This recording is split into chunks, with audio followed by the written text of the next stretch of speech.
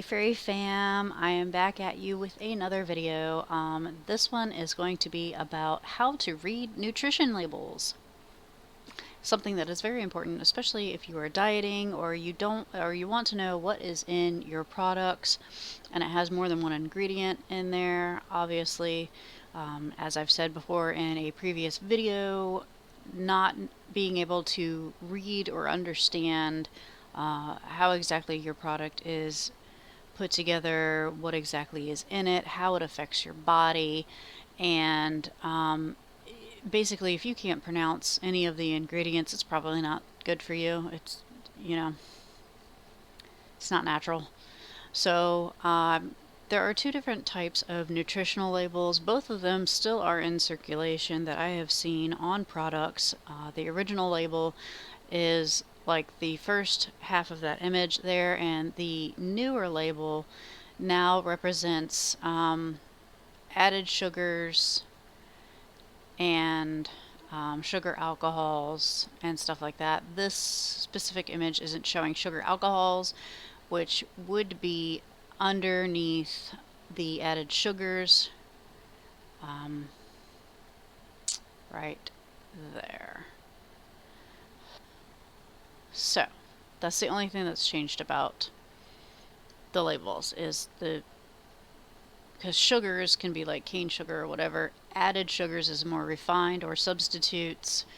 And then sugar alcohols I have reviewed previously is like erythritol, xylitol, and stuff like that. They come from plants and they are counted as carbs, but if it is a sugar alcohol, if it's over 5 grams, you subtract half of the amount of sugar alcohols from the carbs, the total carbs, to get your net carbs. And if it is erythritol as the sugar alcohol that's being used, you subtract all of it, because sugar alcohols just kind of go through your system. They aren't digestible, they aren't used for energy or stored for energy like other carbs are. So that's why you subtract them from the total carbs. As far as sugars themselves or added sugars, the substitutes that are not considered sugar alcohols or even dietary keto friendly, diabetic friendly, you don't subtract those from the carbohydrates. Sugars, it's just bad for you. It raises your blood sugar level and causes digestive issues and stuff like that, and weight gain. So we're going to go over the nutritional labels, and we're going to start with the fact at the top it says serving size. So on the first label it says 2/3 cup or 55 grams. Not always will they give you grams or ounces or anything like that. A conversion chart is always the best thing to have, especially if you have a kitchen scale. And you are like me, you have to portion out your foods, so you want to make sure that your serving sizes are correct. Now, usually in a full box of something that is pre-made, you will have multiple servings per the container itself. And that's why it says directly underneath it, servings per container is about 8. So you would have 8 2/3 cups in there.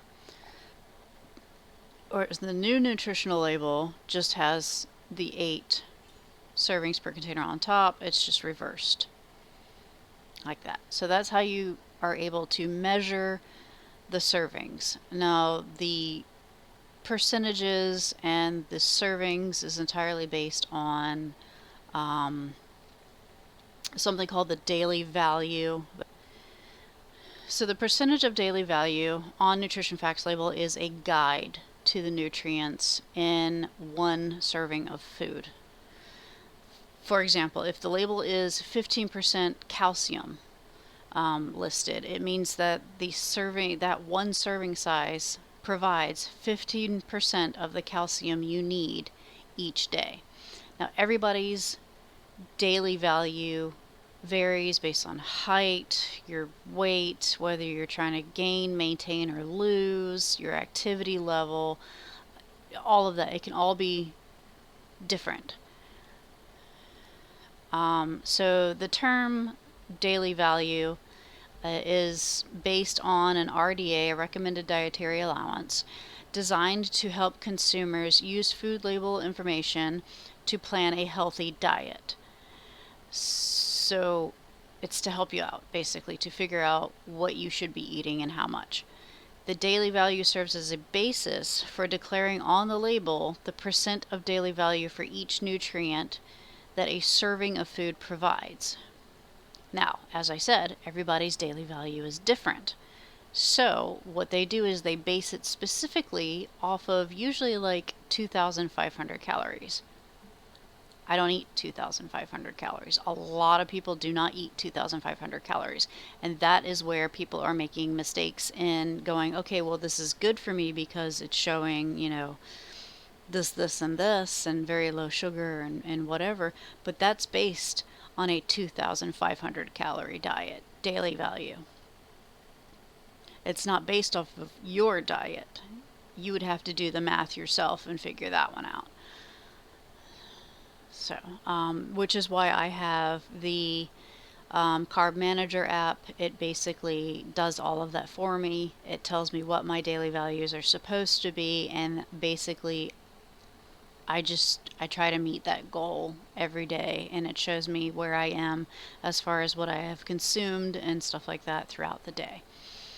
So, the next thing on the label is calories, and this is something that people don't understand. Calories is just a unit of measurement. It is not something that should be tracked when you're trying to lose weight. True, the more calories you eat, the more you're going to gain weight. The less calories you eat, the less you're going to, the more you're going to lose weight. But why? Nobody seems to understand that. It is because all of the other daily values, everything in there, carbs, fats, sodium, all of those have a calorie count, and all of those are totaled at the top for the calorie count. So you still have to look at all the macros to make sure that everything is evening out for your specific diet. Don't just count calories, you need to learn how to read macros. All of the macronutrients that are in the rest of the nutritional label to know if the food is good for you. So let's start there. What is a calorie and why do people count them? So a calorie is the amount of heat needed to raise the temperature of 1 gram of water by 1 degree Celsius. And calories in food provide energy in the form of heat. It helps our bodies function, basically. And there's different types of energy provided in calories. Like I've said before, carbs does one thing, either used energy immediately or stored energy. Fats, handles hormones and stuff like that.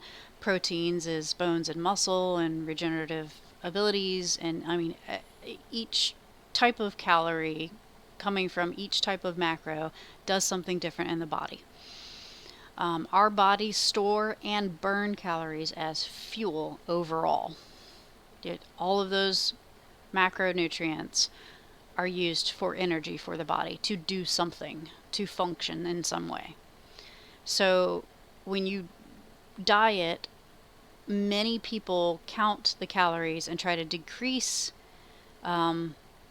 the caloric intake to lose weight, which is decreasing the energy provided in the food for your body to function, instead of looking at the macronutrients going, okay, well, I have this much fat, this much protein, I know this works in my body in this way.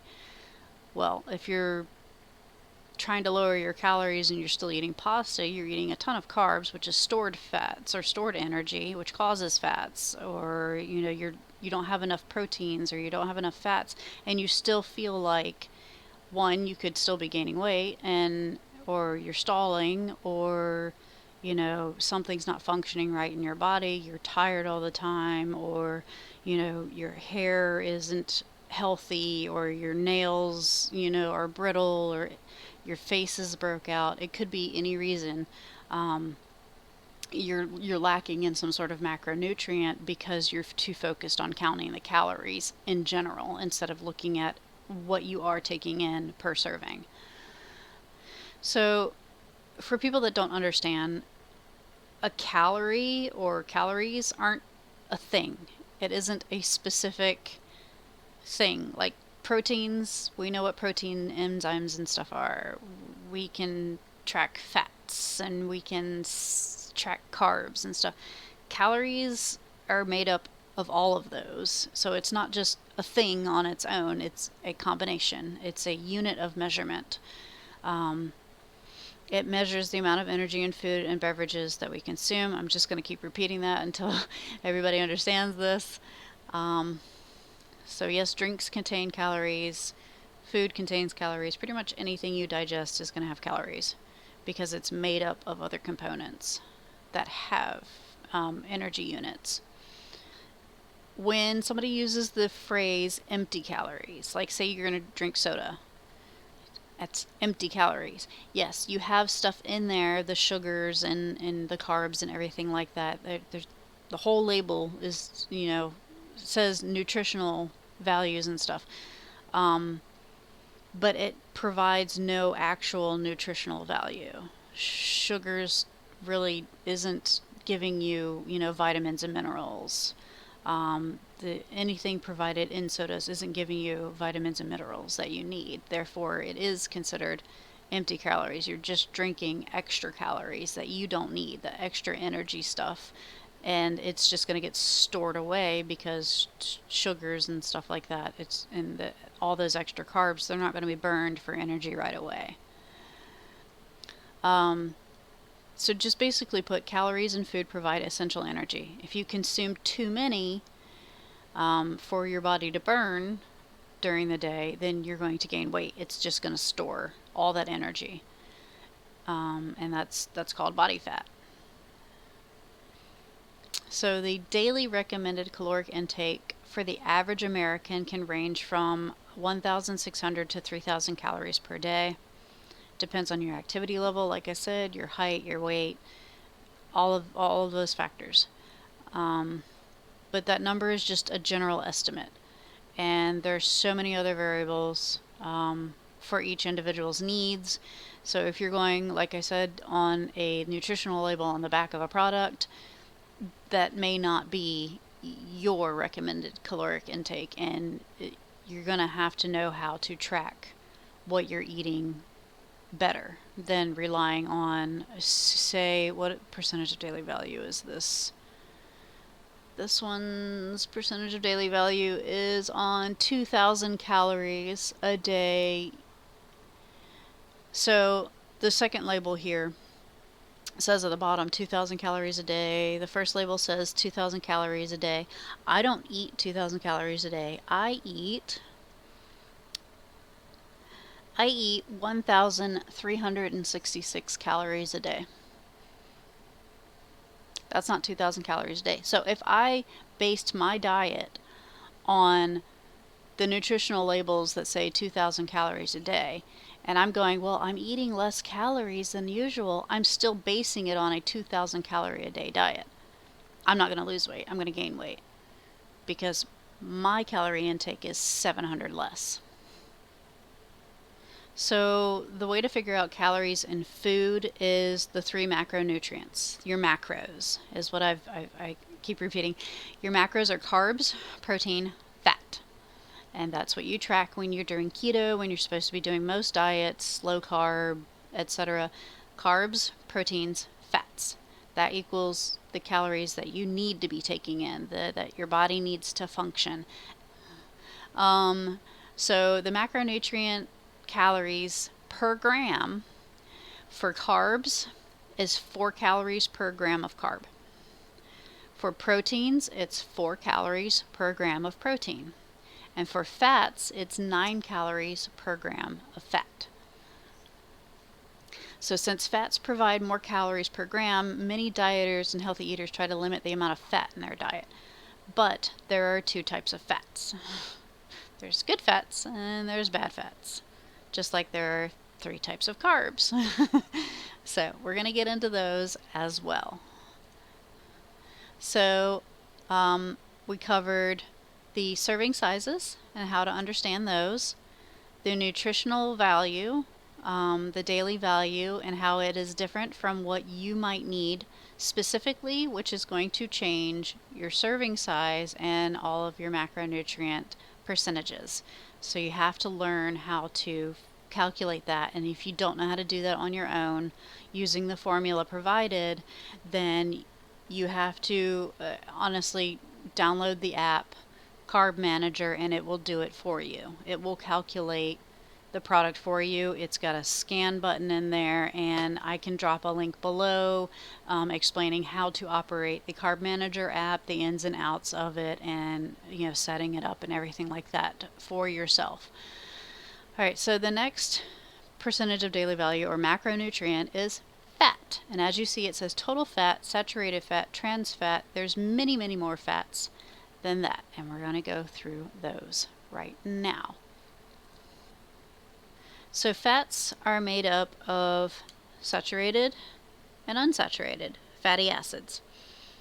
And saturated fats you don't want.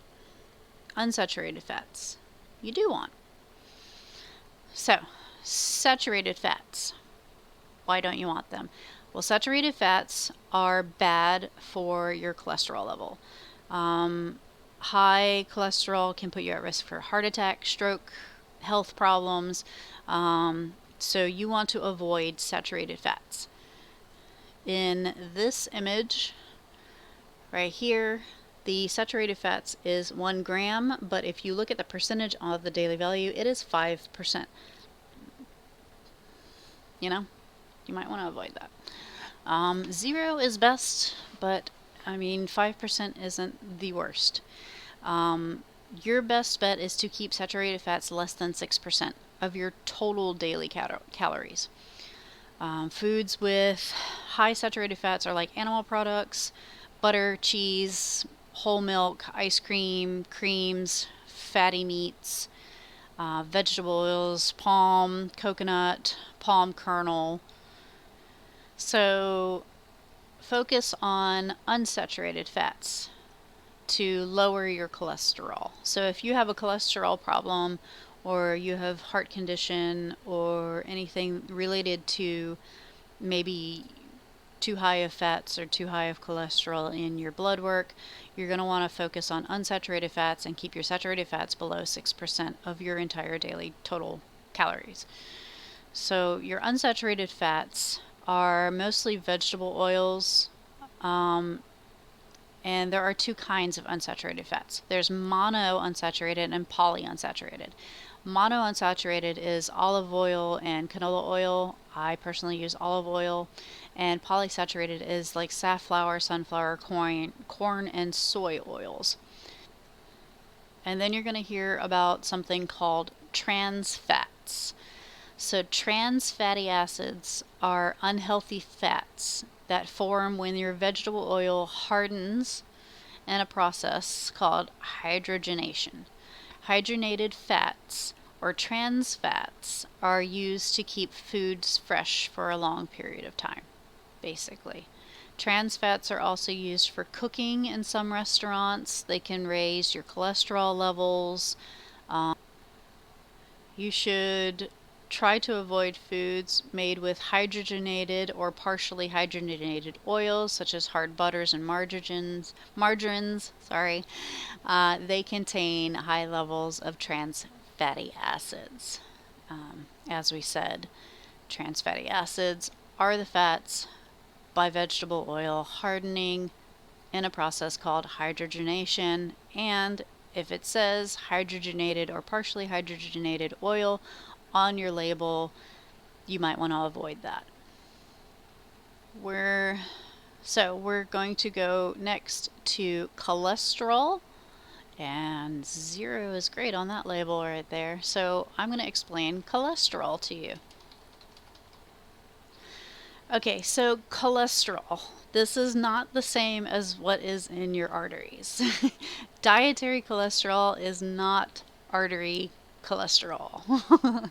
Okay, so foods high in cholesterol can cause your blood levels of cholesterol to rise, but only about 1 in 3 people seem to be susceptible to the effects of cholesterol in food. The main sources of dietary cholesterol are like animal foods that don't carry nutritional fact labels, such as like organ meats, eggs, shellfish.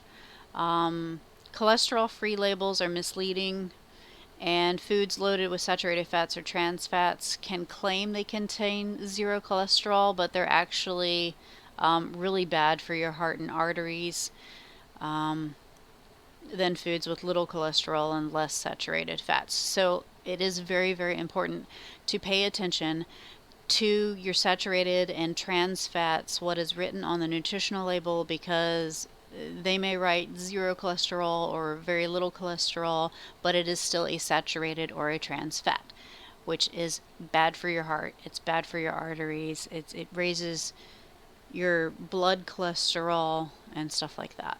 So focus on less saturated fats. So over 70%, the number is probably higher, honestly, of dietary sodium comes from prepackaged and prepared foods.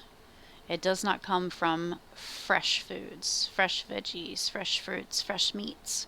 It comes from stuff that's already packaged and sitting in a box or container in the freezer, waiting for you to just heat it up. Most people, especially Americans, eat way too much sodium in their diet. And diets in higher sodium are also associated with an increased of risk of high blood pressure and heart issues. So what is sodium? Sodium is a chemical element. The symbol is Na, capital N, lowercase a, and it creates an electrical charge when mixed with water, which classifies it as an electrolyte. The body uses electrolytes such as sodium, potassium, chloride, bicarbonate to create electrical flow required for your nerve transmissions and your muscle contractions and your fluid balancing, your pH balancing, your kidney functioning. Sodium is found in dietary compounds such as table salt, obviously, and sodium bicarbonate, which is baking soda, sorry. So how much sodium do you need in your diet? The minimum, honestly, would be like 500 milligrams. But good luck with that. I average around, honestly, I don't know how much sodium I take in a day. I can try to do, hold on, in depth. Let's see if I have that. Nope, sodium is not listed. I don't know why, but sodium is not listed in my Carb Manager app as something that is tracked. The recommended daily value of sodium is 1,500. The maximum you should probably have is about 2,300, and that's really pushing it. But the average U.S. daily diet, based on, I guess, whatever studies that they do, I don't keep up with it, through the American Heart Association, is 3,400 milligrams. Now, sodium, it all depends on your activity level, how much that you should be regulating. I am not an active person. I really should limit my sodium. I have a heart condition. I have cholesterol condition, which has gotten a lot better since I've started keto and lost a lot of weight, and I'm eating better. But people who sweat a lot, such as like athletes and construction workers, people that are really, really active, they need to have more sodium in their diet than recommended, usually, to replace sodium that's lost through your sweat and through your kidney functions, you going to the bathroom and stuff like that. People with high blood pressure, such as myself, blood pressure problems, heart conditions, and any sodium sensitivities, have to limit their sodium a lot more aggressively than recommended. And it said that recommended is 1,500, so stay under 1,000 milligrams if you are not very active, if you have high blood pressure, if you're sodium sensitive, if you're not sweating it out, basically. So the dangers of eating too much sodium. One, obviously, high blood pressure. If you're taking in more sodium than you're sweating out, or excreting in any way, your body's can dilute the sodium and it increase the fluid retention inside of it. And the increase of bodily fluid or blood pressure can add more air. It's like adding more air to a tire kind of thing. Prolonged high blood pressure is called hypertension, and it is the leading cause of cardiovascular disease, heart attacks, stroke, heart failure. Another danger of too much sodium is called porous bones, and high levels can cause the body to excrete calcium in your urine instead. And if the calcium levels in your bloodstream are too low, then the body will extract it from the bones, which can cause to porous bones or osteoporosis. I can't pronounce it. I'm not a doctor. Another risk of high sodium is cancer. And salt preserved foods specifically are linked to like stomach cancers. A mitigator of having too much sodium is to increase your potassium, but be very careful with potassium intake. Don't go overboard, because potassium can counteract the negative effects of sodium by relaxing the walls of blood vessels, lowering your blood pressure. So you want to balance potassium and sodium in your nutritional values daily. I take daily vitamins, so that helps me out a lot.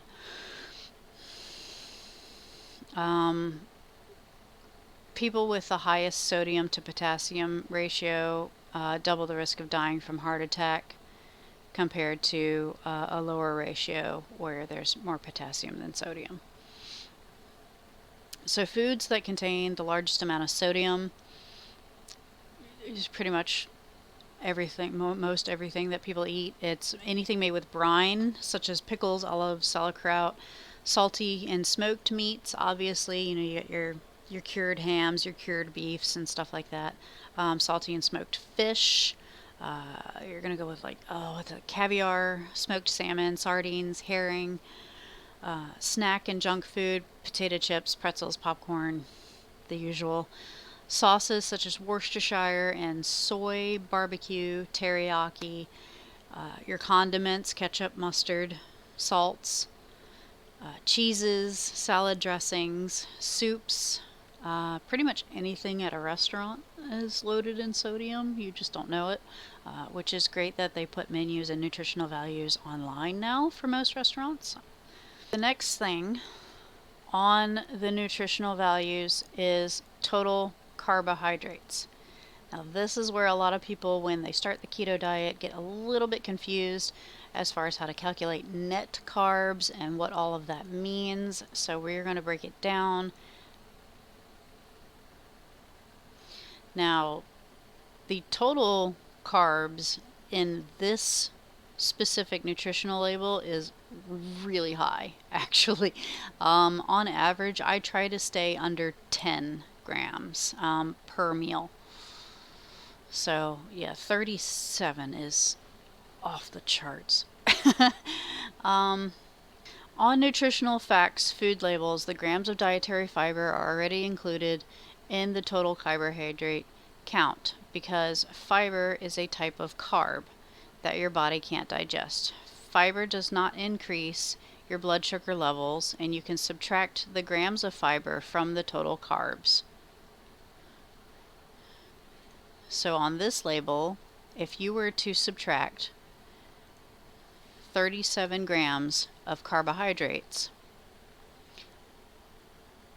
4 grams of dietary fiber, you would have 33 grams of net carbs. Now, what are net carbs? This is where most people get confused because they don't understand the difference between total carbs and net carbs and what you should be tracking specifically, especially if you're dieting or if you don't understand how you're gaining weight. and you're eating the same products or whatever, and you are initially losing weight, it could be your net carbs are different. Maybe you tried a different product, or you're eating too much carbs. Your serving sizes are too high. You should always measure per serving size.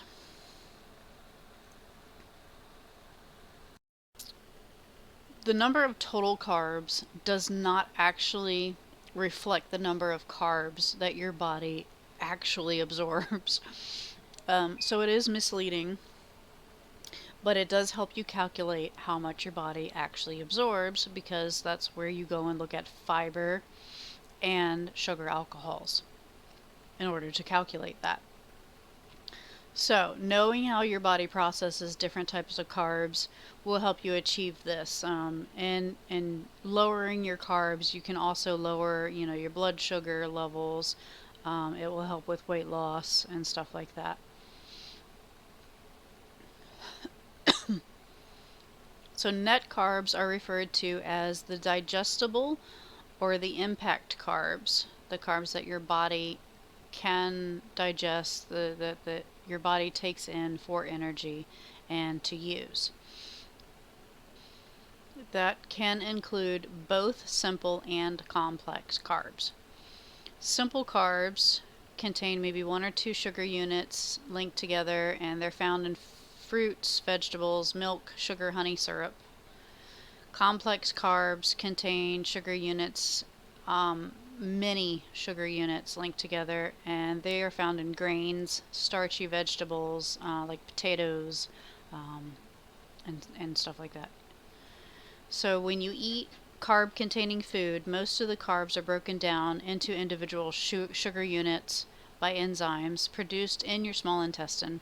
Your body can only absorb individual sugar units. Some carbs can't be broken down, and they can only be partially broken down and absorbed, and those include fibers and sugar alcohols. So because of this, most fibers and sugar alcohols can be subtracted from your total carbs when calculating your net carbs, because they just don't count. They're not absorbed by the body. They're not digestible, basically, so they don't count. They are considered a carb. A fiber is a carb unit. A sugar alcohol is a carb unit. Sugars are a carb unit. That's why they are listed under the carbs. See, carbs is highlighted in bold, and everything is not in bold underneath it. All of these listed underneath are carbs that contribute to the carb count. But not all of them are digestible. Not all of them are used by the body and absorbed and everything. So that's why you subtract them from the total carbs to know what your body is actually using and what is just being dumped. That is why people on keto and low carb diets calculate net carbs, not total carbs. So fiber is a unique form of carb, and we're going to get into that right now. On how it affects your body. Unlike starches and sugars, fiber naturally occurring is not absorbed into your small intestine at all. Fiber passes directly into your colon instead. So there are 2 categories of fiber. There's insoluble and soluble. And about 2/3 of the fiber that you usually eat is insoluble, and the other is soluble. So insoluble fiber does not dissolve in water. It creates bulkier stools, and it can help prevent constipation. This type of fiber leaves the colon completely unchanged. It is not modified at all. It is not absorbed. It provides no calories, and it has no effect on the blood sugar or insulin levels. On the other hand, soluble fiber dissolves in water. It is a form of gel that slows down the food movement through your system. It can make you feel more full. And when it's in your colon, soluble fibers are fermented into like short chain fatty acids, SCFAs. by bacteria, and SCFAs help keep your gut healthy and provide a number of health benefits. The fermentation of about 1 gram of soluble fiber to SCFAs provides 1 to 2 calories depending on the type of fiber. Unfortunately, this is why you need to read nutritional labels, because IMOs, the isomaltolignosaccharide, I don't know how to pronounce it. If something says low carb on the label, it could still have IMOs in it. So you really need to read the ingredients and everything like that. And since they are partially absorbed into your small intestine, they are non-fiber carbs and they can raise your blood sugar. You want to avoid those. So total sugars is the sugars that naturally present in many foods and beverages, like the sugar in milk, fruits, and added sugars are presented in like a completed product that is put together. There is no daily value, as you notice. If you look over here where it says sugars, everything else has a percentage of daily value. Sugars does not have a percentage of daily value. Ever wondered that? Ever noticed that? Why? Because there is no total daily value for sugars recommended that has been made to eat each day. They don't know how much you should be eating, basically. Added sugars is directly underneath it, and sugars that are added are during the processing of foods, sucrose, dextrose, sweeteners such as table sugar, sugar from syrups and honey, sugars from concentrated fruits or vegetable juices, anything that is not a naturally occurring sugar is considered an added sugar. The daily value for added sugars is about 50 grams per day based on a 2,000 calorie diet. So you want to stay probably drastically under 50 grams per day, honestly, for sugar intake. Because like I said, I am 700 calories from the 2,000 calorie diet that is typically recommended, and honestly I probably can barely handle maybe 20 to 25 grams of sugar per day, which is why I don't do added sugars. I don't really do natural sugars either. My sugars, if I do anything, it's going to be either monk fruit or erythritol mostly, or stevia, or any keto approved sugar alcohol.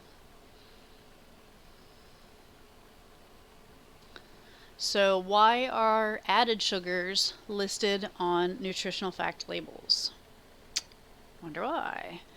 Because dietary guidelines for Americans recommends limiting calories from added sugars to less than 10% of your total calories per day. So if you just need a percentage to go by for your macros and you don't know how to calculate specific grams, limit to 10%. If you consume 2,000 calorie daily diet, that would be like 200 calories or 50 grams of added sugars per day is allowed. Consuming too much added sugars can make it difficult to meet any of your nutrient needs while staying within your calorie limits, because sugars, as you can see, added sugars it's 10%. It's a lot of calories. So checking the nutritional label to find out if your product is high or low in added sugars, you're going to look at the percentage on the daily value. You also have to, like I said, keep in mind that your daily value of calories is going to be probably drastically different than the daily value recommended. So if it is 5% of your daily value or less, it is a low source of added sugars. If it is 20% or more, it is considered a very high source of sugars, and you should most likely avoid it. This has 20% of added sugars. So what do you think? Do you think it's high? Do you think it's low? It's pretty high. That's really high. So this would be a product, whatever it is, to avoid. So next would be sugar alcohols. It would be listed not in bold underneath the total sugars. And sugar alcohol I briefly talked about in my weight loss video on April 29th, 2020. And I can link that below if you want to look over that. And as I said, not all fibers are not held in your system. It is not digested. It goes straight to your colon and stuff like that. So fiber is subtracted from total carbs to give you those net carbs. However, if there is sugar alcohols listed, you can subtract those as well from the total carbs to get a lower net carb number to know if that product is good for you. But why? Sugar alcohols are very hard for the body to digest. The effects on blood sugar levels is a lot less than standard sugar or added sugars. So when you're counting carbs for the products made with sugar alcohols, you're going to subtract half the grams of the sugar alcohol listed on the food label from the total grams of carbohydrates, unless it is erythritol. Erythritol specifically, you can subtract all of the erythritol grams for that sugar alcohol from the carbs, because erythritol, it can't be digested at all. It can't be absorbed in any way, shape, or form. Erythritol can actually, if you have too much of it, can cause like diarrhea and stuff like that. It just goes through the system. But half of sugar alcohols typically can be digested and used by the body, and therefore only half would count towards the carb count because it is a carb. So what are sugar alcohols? Oh my god, we have sugar, which are from natural products, veggies and fruits and stuff. It's naturally occurring sugar molecules. And then we have added sugars, so what are sugar alcohols? Well, sugar alcohols are neither a sugar nor an alcohol, which is weird. They should be called polyols, and they are considered as sugar replacers, and they are useful in sugar-free and reduced sugar products. They're useful in trying to make low-carb products. They are best for people with diabetes. Since they are not a sugar nor an alcohol, what are they then? Well, obviously they are under the carbohydrates bold title, so they are a carbohydrate. It is a form of carbohydrate with a chemical structure that partially resembles sugar and partially resembles alcohol, but they don't contain ethanol like alcohol. They are not completely absorbed and metabolized by the body, so they contribute to fewer calories than most sugars. Commonly used sugar alcohols I listed off in my video on April 29th. Their calorie content can range from 0 to 3 calories per gram compared to the 4 calories per gram for sucrose and other sugars. Most sugar alcohols are less sweet than sucrose, but maltitol and xylitol are about as sweet as sucrose. Alright, so sugar alcohols and the nutritional value, the nutritional label. You're going to look at metabolism. Sugar alcohols are slowly and incompletely absorbed by the small intestine into the blood. So once they are absorbed, they're converted into energy which requires little to no insulin, so it doesn't affect your insulin, it doesn't affect your blood sugar levels. Overconsumption, however, can produce like abdominal discomfort and gas, because once it's through the small intestine, it goes into the large intestines and it becomes fermented. So it's just kind of. Another thing to consider as far as sugar alcohols on your nutritional list is the diabetic diets, like I said, and the keto, the low carb diets and such. The primary goal is to manage your diabetes, your glucose levels, your blood sugar, etc. Because they are incompletely absorbed by the body. These sweeteners are very useful, and it doesn't take insulin, like I said, to really break it down and pass it through the system. So also there is reduced calorie and low calorie or low carb diets. Because of the lower energy density, calories per gram. As we explained what calories are, calories is just a calculated energy number. The replacement of other carbs, which is usually the highest count of calories that you're going to get, is in your carbs number. With the sugar alcohols, it can reduce the energy density in your food product, and it helps in weight management. So sugar alcohols are a very good thing to have, especially if you want to decrease, your calorie intake, you want to decrease your carb intake. Add sugar alcohols instead of any other sugars.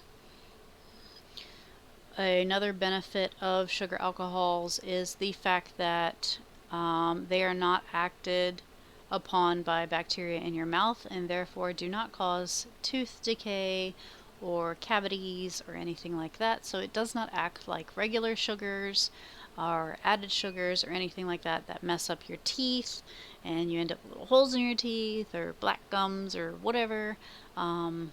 So it actually, it doesn't affect any of that, and that's another benefit to having sugar alcohols in your food label and in your food products.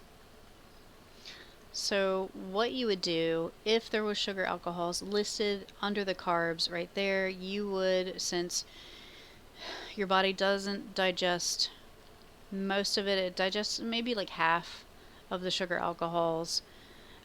You would, if it's over 5 grams, you would subtract half of the grams of sugar alcohol from the total carbs. You would subtract the dietary fiber from the total carbs, and you would get your net carbs, which is what you are looking at if you're looking at having a low carb diet, is your net carbs, because you want to know, because you get calories from carbs. You get energy both used and stored from carbs, and it's usually one of the highest numbers on your nutritional label, so that is a very, very important part of the nutritional label that you need to understand, how to decrease carbs, which then decreases your calories, which also decreases stored energy, which becomes, glucose and fats and et cetera, et cetera, et cetera. Higher carbs equals you're going to gain weight. It's going to store as fat, whereas lower carbs, you're going to burn that and probably what you already have. All right, so we are almost at the bottom of the nutritional label. As you guys can tell, I have been sticking to the second label, not the first label, because the second label is the new way that labels are supposed to be. So I'm just making sure that you know how to read them correctly. So the next bold is the proteins right here. And the proteins on a nutritional label is a macronutrient, obviously, and it provides 4 calories per gram along with carbs and fats. Protein is one of the primary sources of energy. The body uses protein to perform many, many functions, including tissue development, which is muscle, bone, skin, enzyme functions like metabolism, digestion, blood clotting, hormone development, which fats has a hand in that as well, and pH balancing. Proteins are made up of long chains of amino acids. There are about 20 types of amino acids used to build proteins, and they are basically categorized into essential and non essential, because essential acids are required in the diet. The body cannot make them themselves. And non essential amino acids can be made by the body, so it's not really required that you put them in your body, well, if that makes any sense. So, essential amino acids, I'm going to actually see if I can caption it out so that you can read them all, is a crazy list, and they're all really big words. I don't know all of them, so I'm going to try. Histidine, isoleucine, leucine, lysine, methionine, phenylalanine, no clue, theronine, tryptophan, and valine. And the non-essential amino acids, again, really difficult words. The only one I really recognize in there is glutamine, glycine, and aspartate. Are definitely really bad for your body. You can make those for yourself, and putting those in your body when your body can make them can cause some adverse effects. So I'm gonna put that list in a caption instead, so you can read them yourself, and you will know what to look for in an ingredients list. If it says it in the ingredients list, you will know whether or not it's something that you should put in your body or you shouldn't put in your body. Your body stores fats and carbohydrates, but there is no reserve for proteins. So you should try to meet your protein limit every day. I try to get as close to it as possible. It is very difficult to do a lot of the time, but I get at least 80% to 100% daily of my protein, my required proteins. So good sources of proteins are like meat, soy, nuts, beans, dairy, eggs. So complete protein examples would be like animal-based food, meat, dairy, eggs, quinoa, soy, tofu, buckwheat. Complementary proteins would be like bread, peanut butter, rice, beans, Ezekiel bread, wheat, barley, beans, lentils, millet, spelt. Vegan diets are usually really low in essential amino acids, the methionine and the lysine. But vegans can meet those needs by eating like Brazil nuts, hemp seeds, oats, sesame seeds. They can reach the lysine goals with the tempeh, lentils, black beans.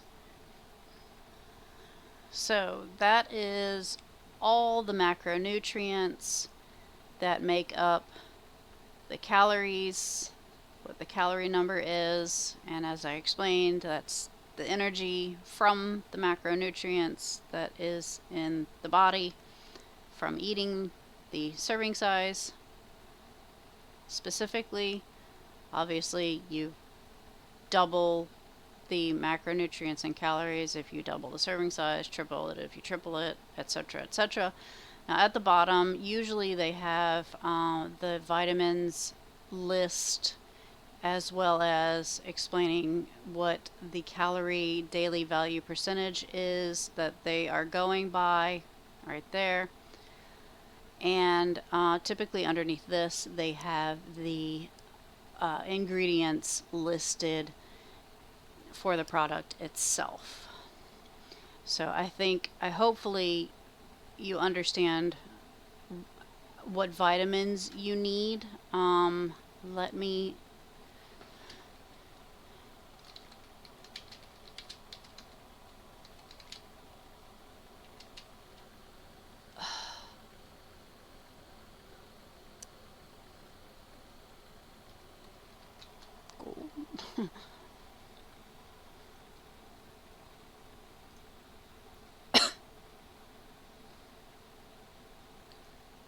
So, as far as vitamins and minerals go, that changes with age, with gender. So, like with myself, I would probably say between age 31 and age 50 for a female, I would meet that age range. For calcium, I would need like 1,000 milligrams a day, and I would need 600 IU of vitamin D. I would also need folate, which is a B vitamin. I would need magnesium. As far as that goes, for 31 to 50, I would need 320 milligrams of magnesium a day. Of course, that also varies for females. Say you're pregnant or you're lactating, breastfeeding, and stuff like that. That's going to change as well. For anybody older than me, they're going to have other needs that I'm not. As far as vitamins, anybody younger than me, they're going to have different needs. So it all really, honestly, get with your doctor on that. Understand what your specific vitamin needs are. If you need to take a daily vitamin, to make sure that you meet those needs and those percentages. As you can see, calcium right here is only 260 milligrams.